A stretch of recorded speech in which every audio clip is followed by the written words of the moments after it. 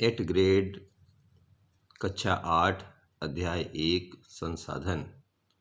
तो page number है 150 में। तो संसाधन की परिभाषा लिखिए। तो जिन चीज़ों का उपयोग हम करते हैं, जो चीज़ें हमारे काम आती हैं, उसे संसाधन कहते हैं। पेटेंट किसे कहते हैं? तो पेटेंट का तात्पर्य कोई विचार अथवा अधिकार पर एकमात्र अधिकार से है।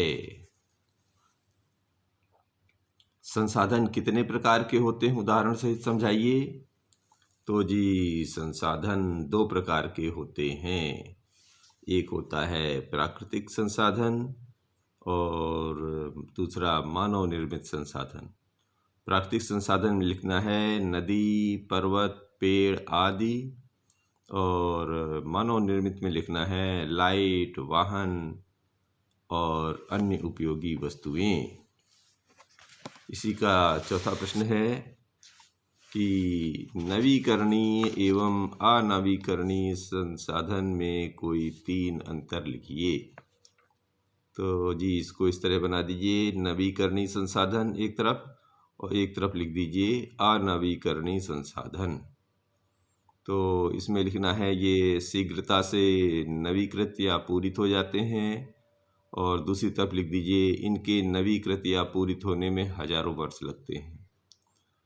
इसमें लिख दीजिए नवीकरणीय की तरफ कि इन पर मानवीय क्रियाओं का प्रभाव नहीं होता है,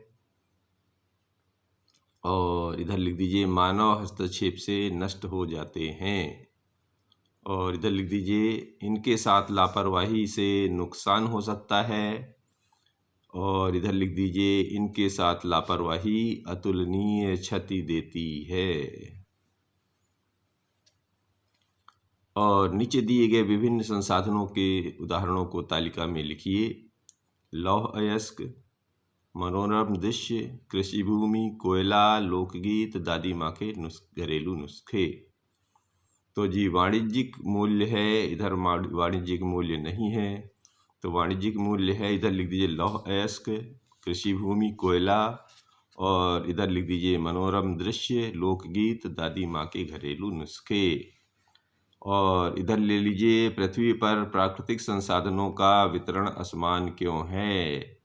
तो जी, लिखना है पृथ्वी पर प्राकृतिक संसाधनों का वितरण भूभाग, जलवायु, ऊंचाई जैसे अनेक भौतिक कारकों पर निर्भर करता है। पृथ्वी पर इन कारकों में विभिन्नता होने के कारण संसाधनों का वितरण असमान है।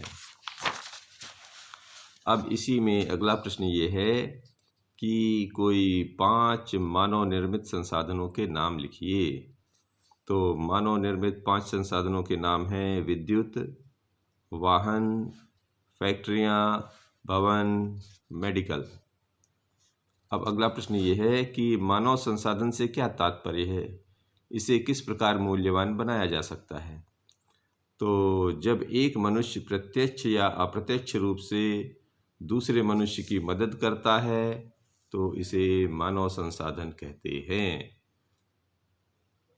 इसे अच्छी शिक्षा से मूल्यवान बनाया जा सकता है। संसाधनों को हम किस प्रकार संरक्षित कर सकते हैं, कोई 4 उपाय लिखिए। तो संसाधनों को हम निम्न प्रकार संसाधित कर सकते हैं: जल बचाकर, बिजली बचाकर, भोजन बचाकर, डीजल बचाकर और पेट्रोलियम बचाकर आदि। इसी में अगला प्रश्न है कि सतत पोषणीय विकास के 4 सिद्धांत लिखिए। तो जीवन के सभी रूपों का आदर और देखभाल, मानव जीवन की गुणवत्ता को बढ़ाना, पृथ्वी की जीवन शक्ति और विविधता का संरक्षण करना, प्राकृतिक संसाधनों के ह्रास को कम से कम करना, पर्यावरण के प्रति व्यक्तिगत व्यवहार और अभ्यास में परिवर्तन, समुदायों को अपने पर्यावरण की देखभाल करने योग्य बनाना। ये जी पाठ समाप्त होता है। धन्यवाद।